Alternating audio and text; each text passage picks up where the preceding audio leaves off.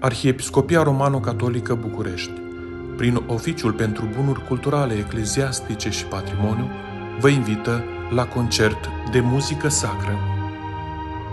Evenimentul se va organiza cu prilejul împlinirii a 140 de ani de la înființarea Arhiepiscopiei Romano-Catolice București.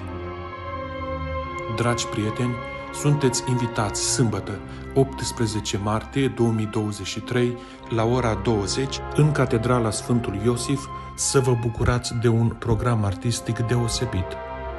Orchestra Anima, condusă de dirijorul principal, Cătălin Toropoc, împreună cu artiștii invitați, vă așteaptă să pășiți pragul Catedralei Sfântul Iosif, să vă bucurați de cele mai frumoase momente de har prin măestria orchestrei Anima, orchestra operelor bisericești.